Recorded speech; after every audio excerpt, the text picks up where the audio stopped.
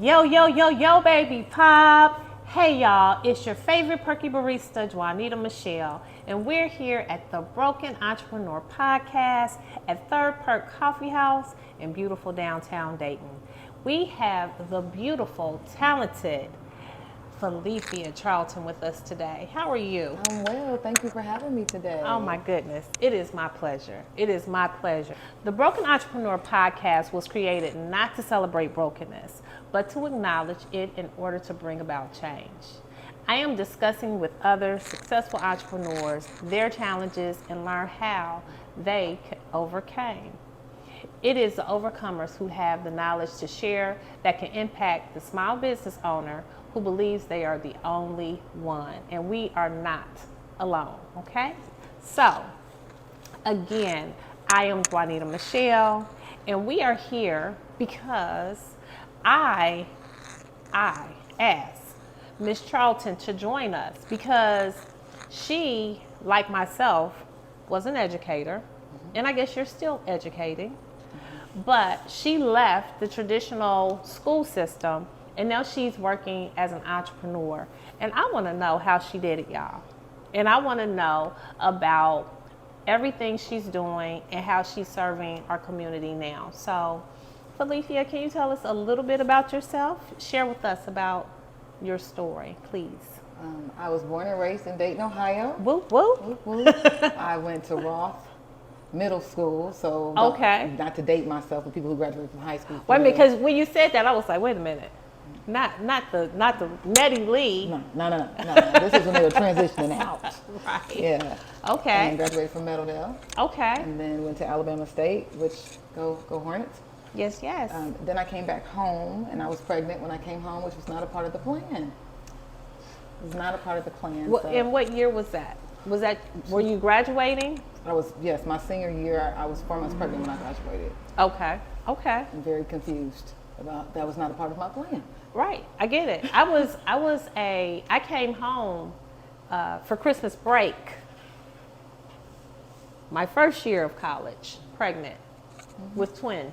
Oh, yes. Double fun. Was not a part of the plan, so I understand that. Yes. So I was all frustrated, upset, and all of that, but still graduated, and then ended up saying I never wanted to be in the education system because my great aunt who raised me, she was a teacher. Okay. And I just didn't want to do that, and then I became a teacher. Wow. Because that was what was available to me. I needed insurance quickly, and actually I didn't teach first. I was a computer support technician. Okay. I had no idea what I was doing, so they asked me when I came into the interview, they're like, we need a user support technician, can you do it? I said yes, and then I cried because I had no idea what all the wires and cords were, but I needed a job really bad to help support me, my daughter. Oh, wow. You said the wires and the cords. Yes, I was back there like, and then they gave me this manual. Like, go figure it out. Yeah, because you took the job. So that's what, did that and figured it out. Okay. Still didn't like it, but it put me where I didn't know was going to launch my career. Okay. So I started coming out of the tech room. I started teaching students how to do different things. I started having little groups in the media center, and just kind of like, I kind of like this aspect of what's happening out there. And then I ended up working at a proprietary college locally, which I will not name. Okay. And did some work there, and I did not like that aspect of education. So I quit that job, which I don't quit jobs. Okay. Ever. And then another opportunity came for me to be a business teacher. Wow. And I said no. Okay. But I didn't have a job, so I said yes. Because I was like, why do I keep, I was like, I don't teach. And then they were like, well, it'll be this salary. I was like, I can teach. Yeah. So I ended up doing that, and I always cracked up because I'm like, how are you going to be a business teacher? You don't have a business. Okay. So once again, I guess I like challenges. And the funny thing about that in the education sector, when they talk about a business teacher, because I've just accepted a business teacher role. I'm not teaching my students entrepreneurship. I am teaching, one course is a keyboarding course, and one course is like an intro to business course. So a lot of it is teaching the students the administrative spaces, like the Microsoft or the Googles, and you know, how to use those programs. Not so much teaching them, you know, business, but it really kind of helps them be a support to someone in business. Yeah. So. And mine was actually teaching them business. Oh, really? They had to create businesses. They had to do business plans. I had to partner wow. with the community and bring them in to do panels. And they had competitions. And they had to do their brochures. They did all of the stuff to learn what a business was. So that was very interesting because our mindset was if they can actually learn those skills, then they'll be transferable. So we really had a project-based model a long time ago before it got really popular. So it was big-time community engagement, business, and leadership and personal development. I love that. I loved it too. And I was very impressed. And I did that for 3 years. And then I told the principal one day, like, I think you should be doing this a little differently because I don't know who I thought I was. But I did think that there were some things that we should be doing differently in the school because we were a dropout recovery school, and you know about the title of that. And I'm like, how come we're not teaching the kids about college? How come we're believing that they're on their last leg and that they can't accomplish anything? We're so happy to have them just graduate. I felt like we could do more. You wanted to give them some hope and some inspiration. Yeah, absolutely, because I understood a lot of their story and where they were coming from. The principal ended up leaving and asked me, did I want to be the principal? And I said no. But I think she may have said yes. They told me the salary and I said yes. So that's my career has been pulling me along. It's like, you want to make $30,000 more? I'll be the principal. Yes. So, yes. So that was one of the best jobs I ever had because it was like a small business. I reported to my own board. I had my own budget. I had my own salary. So that became me understanding not just how to teach in the classroom, but how to run a business. Responsible for the parking lot, the roof, the elevator, and the teachers. Wow. Everything. Everything, the custodian, the food, everything. And I had staff, of course, that helped with that. But it was so great, and I loved it because I had full autonomy in that position. And while I was there, we were able to graduate over 500 students. Yes. Which was amazing. And we became the first alternative school in the country to be a national urban school of excellence. Wow. So I'm like, that is impressive because I spent years at a dropout recovery school. I was at Mount Street, which was a successful charter school. Absolutely. We did a lot of good work at Mount Street, but I don't remember us having that title. So I'm very impressed with that because Mount Street shined above a lot of others. So we did a lot of things right there. And because I know myself personally, I was pushing my students to get through. It's like, oh no. And they'd be like, Miss Darden is at my house again. It's like, yeah, because you're not at school. That's right. My job is to come and see you when you're not coming to see me. But we're going to see each other. So you want me to see you here? Or you want me to see you in the classroom? But we're going to see each other. Because I know how to find you. That's right. Clearly. And you're worth it. Well, there's no reason for you not to.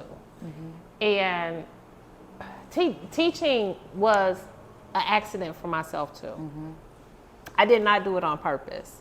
In fact, some of my closest friends, we share some of those friends. We would go to breakfast on Saturday mornings and they're talking about Baldridge and all of these titles. And I was like, dang, did not want to come to breakfast to talk about this. It's like, so I think next Saturday, I'm going to go find me some new friends because I'm not going to do this every Saturday. And I had to pay for my own breakfast and the conversation is like, my bad, y'all. You know I wasn't enjoying those conversations. I mean, because it was intense because they were passionate. But now they're principals and they hold licenses to be a superintendent and they've got PhDs, and so they were living their passions. And I respect it because after I fell into education, then those conversations made more sense. But I was a retail manager at Express. I wanted to talk about fashion. Come on. You know, because that's what I was doing. And I wasn't doing, we weren't doing the same thing, but I said yes because I love the schedule. Yes. And I said yes because the salary wasn't so bad. There was a lot of things I said yes to, but after I started engaging with those children,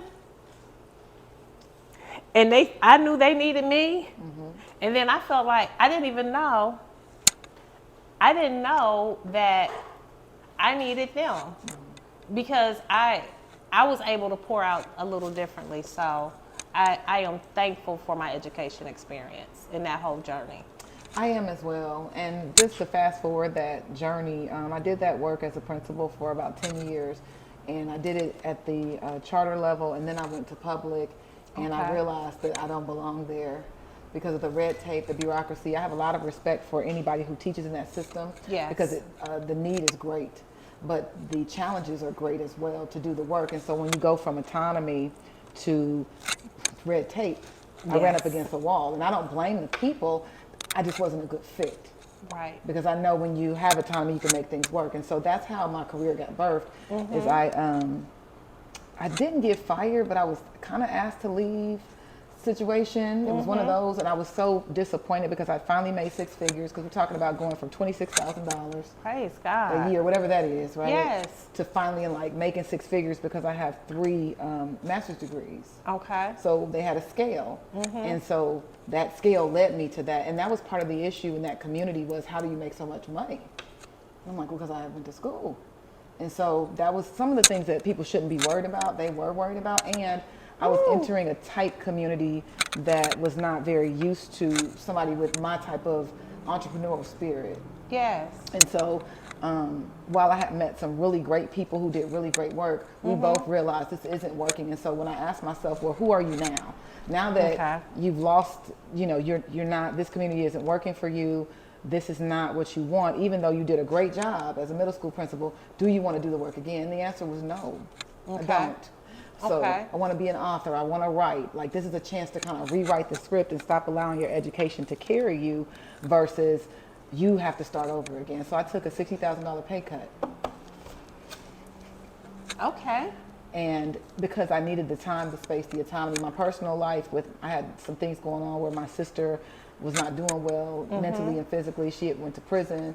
So my husband and I had her kids for 7 years, all while my career was projected and moving forward. I had my children moving forward. And then I had this job that wasn't working for somebody who's used to things working for them. Right, right. So it was really a come to Jesus moment of, who are you right now? When they say it's not working, are you still who God said you are? Okay.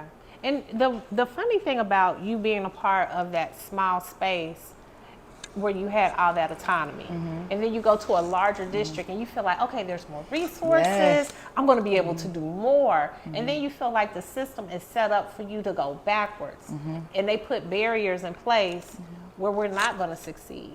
And in education, my thing is, it's like, no, we're doing this for our children, and the adult conversation should never impede on children's success, because they're children. And they deserve the opportunity. So we should never trip them. And I feel like some of the systems are designed to trip our kids. And I don't understand why that's okay. And I think what I learned, because it's been a while, was that if a person has worked in this system and they found some level of success, how can you see outside? I came in. So I don't think it's a fault situation. It's more of, I came in with these ideas of, oh, this works outside of your community, it can work in. And it was like, but we've always done this. Yes. And so I don't think that I was set up to fail. I just believe we weren't connected in that way, because I believe the people in the community want their children to succeed. Absolutely. But when you meet somebody who is like, one of the biggest mistakes that I made, and I should have known I was fired then, was I canceled a football game. You don't cancel? Wait a minute, I'm like. So I should have known, but I got permission. But then I got, like, once I got permission, but then I was hung out to dry. When the parents started calling, they coming up, I canceled the football Wait a minute, did you see me? I'm like. I should have known it was over. I was like, academics, attitude, behavior, we're supposed to be respecting the community. Yep, that was pretty much it for me. So the funny thing about athletics, this is why I knew COVID was for real. When they canceled the Final Four, I said, oh, wait, time out. Hold up. We don't wreck billion-dollar industries. We don't wreck million-dollar industries. We don't mess that type of money up. And when we canceled the Final Four, it stopped. I said, wait a minute, y'all. This is different, because the powers who control everything usually don't do anything that's going to impede on their $1 billion. And we, the industries that lost money, the Final Four, the NBA stopped, baseball was paused, all of these things stopped because it's all about money. So when you canceled that football game, you messed up the ticket sales, you messed up the concessions. It was middle school, Juanita. And you can't act that way in the community and then get rewarded. That's what I was taught. But I believe you. I believe you. Not on my watch. And guess what? I felt the same way about 8th grade recognition this year. I said, so you telling me that they done acted bad for the whole academic year, and they done turned out for the last 3 days, and they get a recognition for what? Yeah. Those achievement tests don't say that we're recognizing anything except not even mediocrity. We're not recognizing mediocrity because they're doing below mediocrity. So why are we doing this? And the resources that go into that, it's like, this is what we're gonna pour our money into? We got a budget for this. Yeah. If you had canceled that 8th grade recognition because the kids were acting the way that they do, those parents would have went crazy. Yeah, well, I mean, that's kind of what happened to me. That's when I started getting in trouble. But the thing that really helped me was, because I really became depressed behind that in the school year, in front of the staff. Like, I saw myself gaining a lot of weight. I was sad. I was getting to work early because I just couldn't believe that this wasn't working. Because I was asked to be the principal. I didn't take that job. I was asked to come over. Okay. I was actually an assistant principal, which I loved because I wasn't in charge. Right. And then I'm like, you asked me to come here and you don't want me to be myself. And then that started, but it was all about a spiritual relationship because it was like, whose report are you going to believe? Are you really still the same person? And not so much, are you great, but do you care about kids? Yes. Are you trying to do what's good for kids? Yes. Do you care about the teaching staff? Are you still going to take care of them? Yes. So why are you upset about the people that don't understand? And that changed my whole attitude. Plus, I was having some blood pressure issues as well. Oh, wow. Yeah, because I couldn't believe it wasn't working. I had all this pressure in my personal life. And then I come to work and you're telling me I'm a failure? Like, it's something that I've been deemed excellent at by national standards? Right. It's conflicting for me. So nothing seemed to be working at that time. And so that's when I went to the doctor and she said, what's driving you? And I said, I want to be successful. She said, no, sweetheart, this is something different. She said, because you care, the way you're caring is impacting your body. And the people who were not on my side, who were attacking me, had no idea what that was feeling like to somebody who came from foster care, who didn't have validation, who used education as validation, which I'm not saying is right, but that's why I ended up having 3 master's degrees and having the certifications and getting the licenses. Yes. And all of that didn't work anymore. So who am I now? Wow. And so that's where The Death of a Lie was birthed at. Oh my goodness. That play, I enjoyed that play so much. Thank you. I truly did, because when we showed up, I just showed up. I think I bought the book, y'all. Come on. But y'all know me. So you know it's very pristine wherever it is. I need her to give me an audible version. I'm working on that. So that I can just walk around like, oh. Because the play, I felt the mama and daddy situation. Like, I got all of it. There were parallels where I was like, I could see this. And get the book, y'all. Death of a Lie. So I remember you spending time in third part. I did. Penning The Death of a Lie. Yes. How was it for you to complete that project and to release it and to let it go so that people could really look into you? How was that? It was hard. It was so hard because I had been in 8 foster homes since I was in foster care, but I still had original writing. like I've lost a lot of different things. So when I was looking back and going through some of that stuff, I said, wow, like I couldn't believe the little girl who wrote it was finally in a position to release it. And I still have my original things. And so it meant a lot to me. And I had to change some stuff because I was a little saucy at 18 versus being 40. So some of the writing and language, but I felt like it was time. I felt like God was telling me, it's time to tell a different story. That was your story. And now in order to move past that story, you got to let it go. You got to release it out and share it. And so that's kind of the birth of this, me being able to sit here as an entrepreneur, because I was willing to do the work, because it wasn't necessarily easy to let go of the hurt and pain to become something different and to evolve. Wow.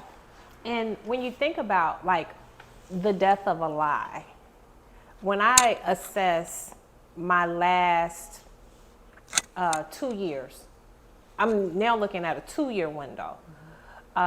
Soon after our Gem City Market opened, maybe 6 to 8 months into it, sales it was just kind of like bloop, it dropped. I even went back and I shared with my barista. We looked at the numbers together. So January was a dismal month, but I had 2 months this year in this space where I made less than $4,000. Wow. So I'm still speechless. It almost chokes me up a little bit when I say it, because when I say that I made $4,000 for an entire month. Yeah, people might not understand what that means, because to them they might be like, oh, no, we're talking about minus expenses here. We're not talking about for clean. It wasn't even minus expenses. It was just a period. This is how much you made. This is without doing anything.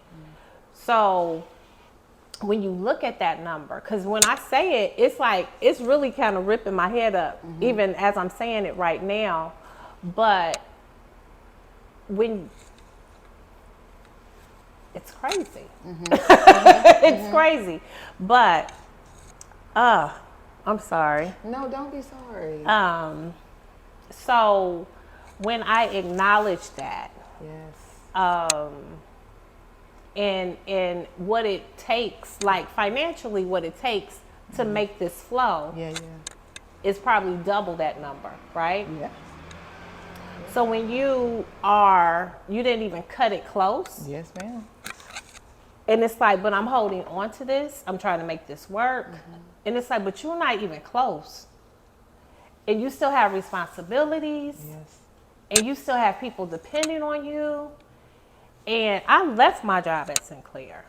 So I left that cushion, and now you're trying to figure this out. And you're figuring it out in positions that aren't quite that giving. Come on. So thank God we had a $10,000 month when I showed back up. Come on. So in May, was it May? May or June, we experienced our first $10,000 month since last September. Congratulations. So when I say that, it's like, wow, you've been suffering. I'm sorry, last October, because Central State homecoming, that's one of those good months. But we have so many months in between October. Yes. October is always black. That's a black month. Excellence month. Yes, Come on. it is. Yes. But we suffered so heavily, and because I was still walking in the unknowing. If I was totally aware of what everything was doing at the time, I would have stopped. But because I was still being oblivious to what my business was doing. And that's why we're here with the Broken Entrepreneur. Because when you check out of something, it takes you a little bit of time to check back in, right? It does. So as I'm checking back in, it's like, oh, And that's why, you know, the recalibration and like, okay, we have to figure out how to get this together. And because it's not over yet. And I do have to figure out, like, how do we rebuild this? How do we make this better? How do we bring people back? How do we remind people that this is your coffee house? You better be here. Yeah. Yeah. So I'm sorry, I went on a tangent. No, but I think that it's not a tangent, it's what you were feeling. And I think it's important because I didn't make any money until 3 years ago.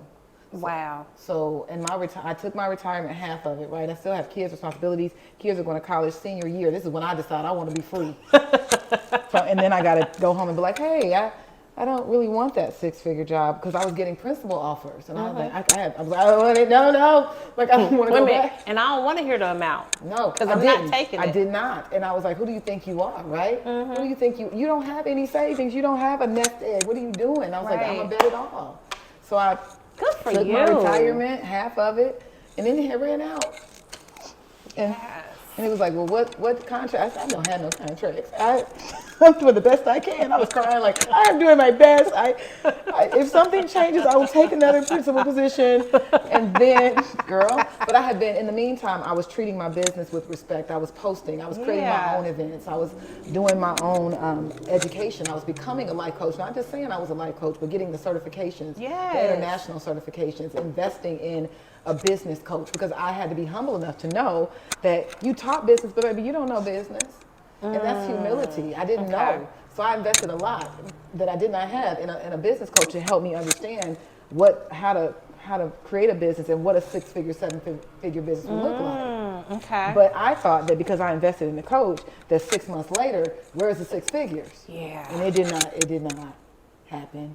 And so I just kept posting, and my business started to grow because of relationships. Amen. People that I had worked understand how important they are that so is. important. And people were looking at my content with 4 views, 10 views, 15 views, and they were like, but people were still looking at the content like, oh, you're a life coach. Can you do this? Do you do that? And then when COVID happened, everybody understood what I did. But because before COVID, they were like, are you a business coach? Or are you a personal development coach? I said, I'm both. They was like, there's no such thing. I said, there is a such thing, because that's why I quit my job, is because I want to be who I needed. I want to be that person that cares about the fact that your sister's in prison and your mama just died and you got 7 kids at home. You're not just lazy. Who needs to talk you through that and give some grace and empathy so we can keep you. I don't want you just cutting me off because I didn't meet your quota. Yes. Like, I'm not late because I want to be late. I'm late because I'm exhausted. Right. And it doesn't mean it's okay. I'm just saying somebody to work you through those expectations. And so when COVID hit, that's when my business took off, because I became a certified trauma-informed life coach. But with that grew, I just don't want to focus on trauma. It's important to be trauma-informed, but I started focusing on resilience, post-traumatic growth, and emotional well-being. Okay. And so it was like, can you come into my organization? I saw your post on Facebook. I saw you do this event, this podcast. And that is when I started getting contracts locally, and then it led to contracts nationally, which I'm super, super blessed and excited about. And it led to recently coming home and doing some work for Dayton Public Schools this upcoming school year. So I'm just elated, but it did not come without blood, sweat, tears, and some 0 months. Okay. Yeah, so now I'm understanding, and because of the work, I love what I do, and I'm a PCC certified life coach. PCC. Professional certified coach through an international coaching body, which means that even if I decided not to have a business, I could go work in an organization as their life coach. Okay. So that was part of my framework. Like, no matter what happens, you're going to be okay. I'm going to be all right. Yes. And this makes sense to me. And now I'm launching my own academy to teach other people how to do that in October. So that is my pivot. I love that. Is to still do my contract work, but really some of those people, you need somebody on site, and I can't do it all. So I want to create other people that can do this work, still have their leadership positions, but be emotionally well-rounded and be able to have empathy and keep and retain employees. Okay. So I'm super excited about Congratulations for that. Woo, thank you. Thank you. Yes. So you mentioned having some 0 months. Yes, girl. So those challenges, tell us in detail about one of those challenges that you faced, or, what do you do when you have that 0 month? Because a lot of people who go out and they forge on their own, they have that 0 month or 5 0 months, and they like, I'm going back. Go back to work. Hello, I'll take that principal's job now. Yeah, you know, absolutely. So how did you overcome that? Well, full transparency, at the time being married, that helped tremendously. I mean, I have somebody else. It wasn't, we both decided to take this journey together. And so I had that support of knowing that we had each other's backs. Even though you're not balling out of control and I'm not bringing in a lot, we're still going to be responsible. So we were able to help each other through that. And I just got more relentless about posting more relentless about going and showing up to events, more relentless about doing things that aren't paid, so that I can continue to build my brand. And so I think that's what helped. I think the biggest thing is being humble enough to know that you got to do the work. This is not an instant anything. Right. So if I don't have an event, then I create one. If I want to be on a podcast, I can invite you to be on my podcast. We're waiting a lot for things to happen for us. And one of my free events that I did was I got on the COVID response team for the city of Dayton. I was invited to be on that team. I got 2 contracts from that. Oh, wow. Yeah, just because. So it's like, I don't do anything for free. It's not that I don't do things for free. I do what I want to do for free. So if you're hearing this and I told you no, it's because I've already committed to other things. But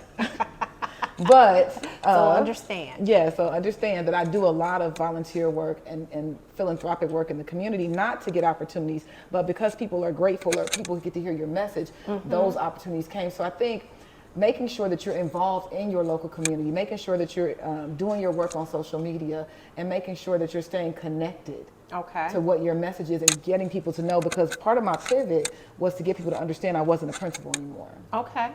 Like, I'm a person who can provide you these services. I'm certified in this area. I got my credentials in this area. So I think that's educate yourself, use the resources. And the coaching academy, I wanted him to walk on by. Oh, he'll wait. Okay, I'm sorry. that's okay. Back up. To the coaching academy. Yes. So the coaching academy actually was birthed with the Goldman Sachs incubator. That's right, you did do that. I've done a lot. I applied for that program and didn't get in for 3 years. Because number one, I was ignorant to the application. I didn't know what it required, so I didn't qualify. And then the second time I applied, I tried to split some things and that didn't work out. And I just really wanted to be a part of that because I felt like it would grow. Absolutely. So you don't give up when you don't qualify. You learn how to qualify. Absolutely. Like, okay, it didn't work out. And then I became, so that in that program, part of it was identifying your growth opportunity. And my growth opportunity, you sit with people and they help you develop it. People who are not in your industry help you work your ideas out. And it was the Emotional Wellness Academy. And so I said, okay, I'm having an Emotional Wellness Academy and I'm doing an unscripted bio on the death of a lie as well. So those are 2 major projects just to continue to build that message and keep people understanding that everything is about self-introspection, love, respect, and my faith. And that's how I've been able to grow this business. Not because I'm so smart, because that was the humbling part of it was, it's not about how smart you are, it's about how strong your faith is. Amen. Oof. I agree with you. When I started Third Perk, because I had a brick and mortar business before, it lasted for 6 months. But at the beginning of that 6-month journey, the Holy Spirit was very clear in the wait. Not that you couldn't have it, not the stop, but to wait. And my spiritual immaturity took it as that gut feeling. And I was like, I got this. I can open. And I did open. I did what I said. I opened, and in 6 months, I closed. Wow. So I took those lessons, and then I took other lessons. I actually created a business plan. I actually did all of the work for the business plan. But one of the biggest things that I did when I opened Third Perk, when I started that journey, was I made a decision to partner with God. Yes. And to let him guide me and to use the Holy Spirit as my my stoplight. That's right. So if I had a green light, I'm running. I'm running. Yes. But if I have a yellow light, maybe I should slow down. But if he gave me permission to stop this, it's over. Yeah. And the only reason that it is existing right now today is because I don't have permission to stop. But what happened over the course of the last 4 months is that I understood clearly that my expansion, the Third Perk Express, I had to start evaluating whether it was a God thing or a Juanita thing. That's the real thing right there. And that helped me understand that it was okay for me to let it go. And I let it go, and it didn't break me. Come on. I let it go, and I felt like, that scene on The Wiz when they unzip and they start peeling off the clothes, and then everybody's like, ah!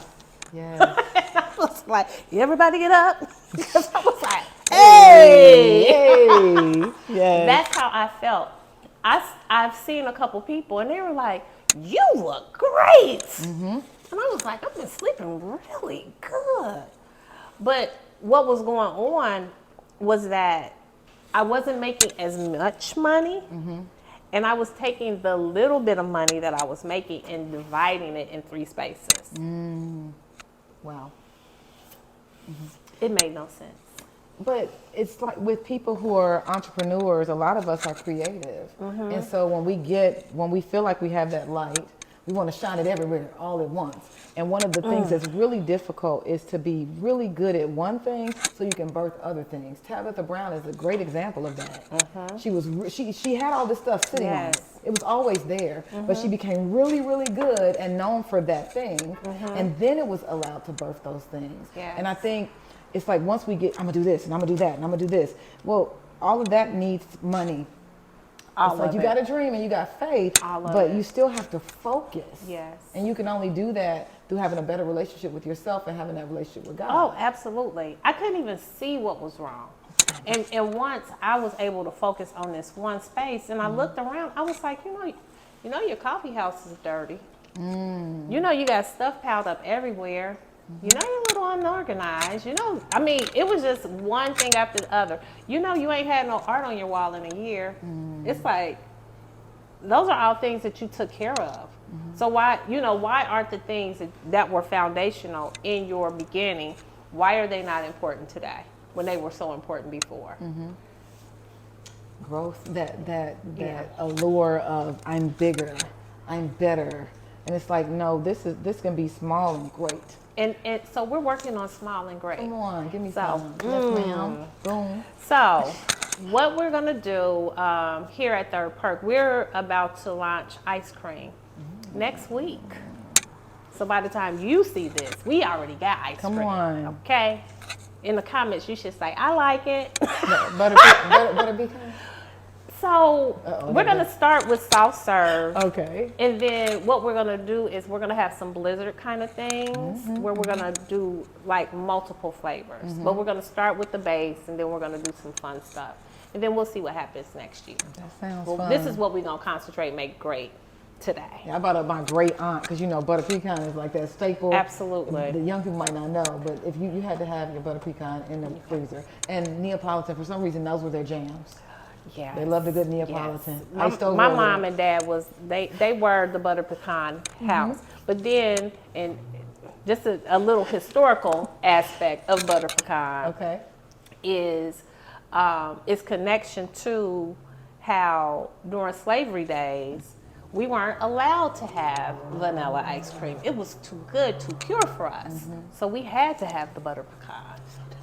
So delicious. Thank you for blessing us. Thank you. You thought I was punishing it's us, like but it didn't. All the good stuff. Them chicken wings, y'all didn't want them little bitty chicken wings either till we made them delicious. Come on, because that's what we do. We make everything delicious. It's like chitlins. We could go on collard green, all those weeds in the backyard that we just cooked up. Yes, and made it work. Yes. Yes. So, as we are closing up. Yes, ma'am. Is there anything that you want to share with my broken entrepreneur family on what they could do if if their goal is to be successful as an entrepreneur, what's one thing that you would suggest? They have to invest in themselves. Yes, I agree. Everything is not going to be free, and all the information is not on the internet. So you've got to do the work to be humble enough to understand the industry that you're in, and then invest money in people who've done the industry well, so you can replicate that with your own little sauce on it. Right, because you don't have to reinvent the wheel. You do not You have do not. to. So just making sure that if you want people to invest in you, you've got to financially invest in yourself. Right. Now tell us, how can we get in touch with you? If somebody wants to enlist in your services in one of your workshops, how would they get in touch with you?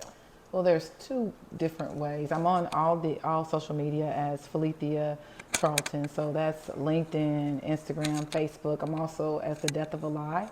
So you can go to charltoncharlton.com, or you can go to thedeathofalie.com. And the Emotional Wellness Academy stuff will be up in the next 4 to 6 weeks. Wow. So we'll be launching that as well. So I'm super excited. Thank you. And thank you for sharing your story. I really appreciate it. Thank you. I value your time. She's doing big things, y'all. Check her out. Google her. I dare you. I dare you to Google her.